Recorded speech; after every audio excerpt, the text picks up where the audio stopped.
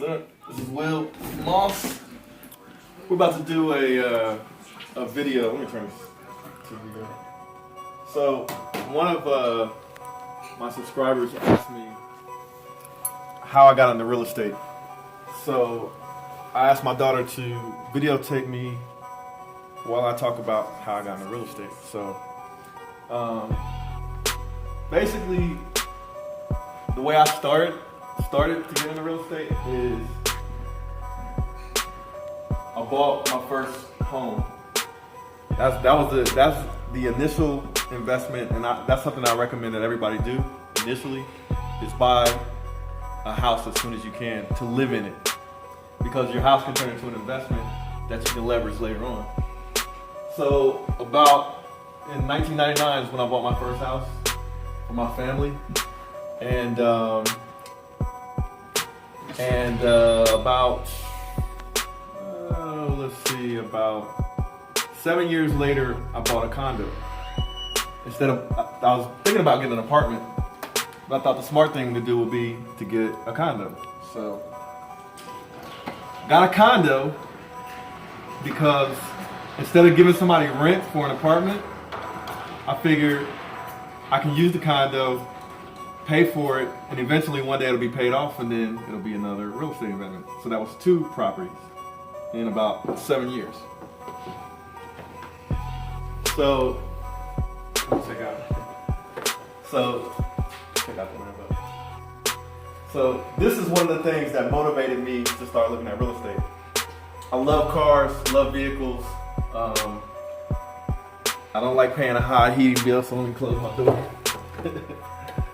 But so I always had an ambition to do things that would basically earn income for me later on, where I could do something like get my dream car, which is a Lamborghini. But the other thing, let me back up a little bit, is I actually own and started my own business. I have a degree in computer science. I'm a programmer, software engineer. So I started a website, sort of like Facebook, for historically black colleges and universities called hbcuconnect.com. It's a good site, check it out. But I started that in '99, and at the same time I was working as a software engineer for AT&T, and I actually quit my job in 2004 and started running my business, which was my dream. I started running that in 2004,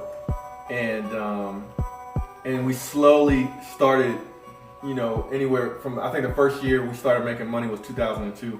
I maybe only made a few $1,000s in the year, but then the next year I made a few $1,000s more, and then the next year I made a few $1,000s more, and then finally I was like, you know what, if I quit and focus on my part-time job or my business full-time, then maybe I can make it really turn into some money where there's limitless potential.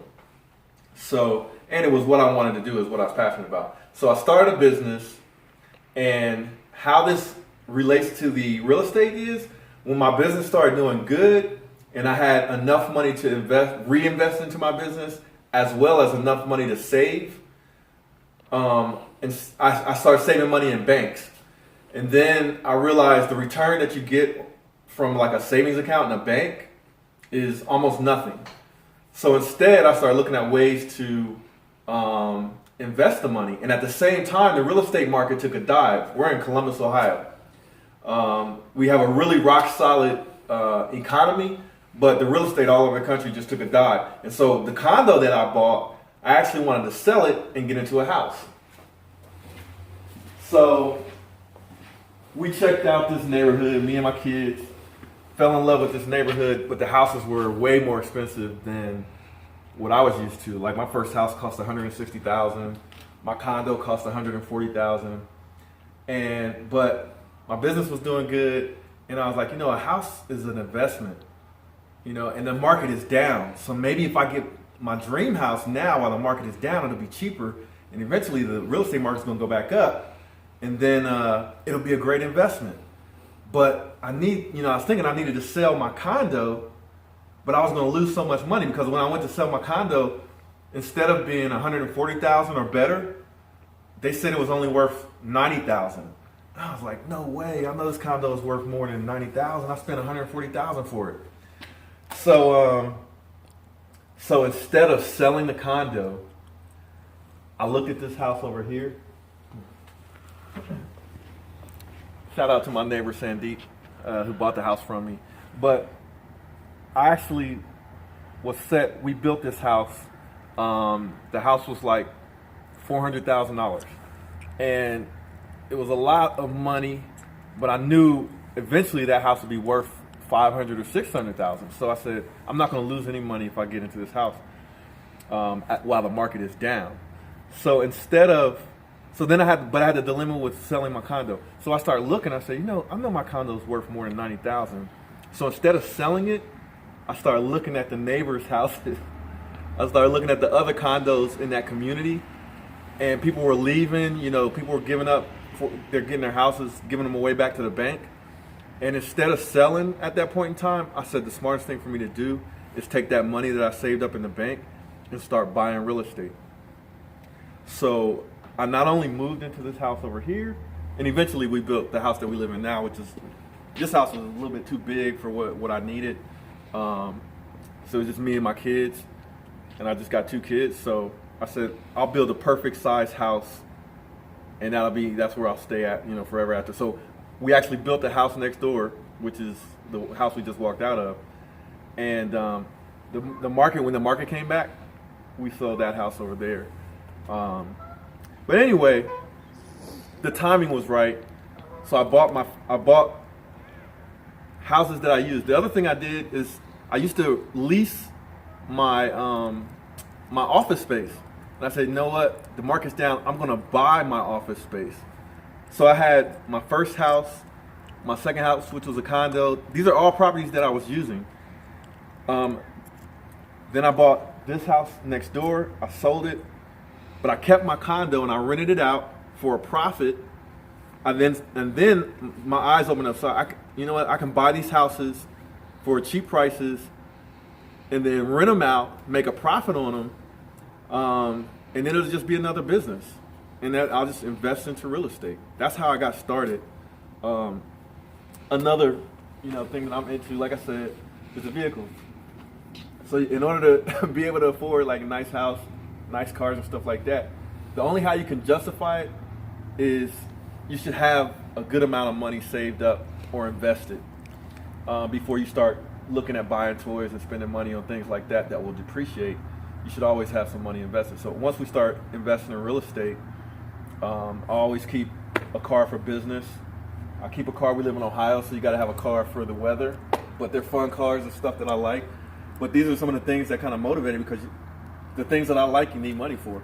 So I started investing in real estate. That's how I got started. I've been in it since I bought my first house, which was a great investment, 1999. So we still own that house. But since investing, I bought my office space. I bought this house. I bought the house that I currently live in. And then I just started buying up property while the real estate market was down. I just started buying up property in the zip code I was familiar with. And then I got some connections with some banks, and I learned that all I needed was 20% down to buy an investment property, and the bank would give me the rest.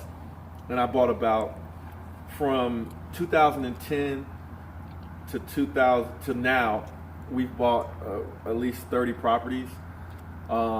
We flipped about 10 of them, and we held. We flipped about 10 houses at this point, and I still have about 23 properties still. And basically, you buy a house for a good amount, buy low and you sell high, or you buy low, fix it up nice, and then rent it for a premium. At the same time, you can give people a good deal on rent if you know what you're doing. So that's how I got into real estate. My motivation is not only the things that I like, but taking care of my family. So, I came from a humble beginning. My parents didn't have a whole lot of money. There's things that we needed or wanted that sometimes we couldn't get. And I kind of made a deal with myself that would never be the case for myself and my kids. So got serious about the investing. And so if you think that you want to get into real estate, I highly I highly recommend it. I highly invested too. But that's it. You know, that's how I got into real estate. I can get into some more details later, but it's kind of cold outside. So let's holla.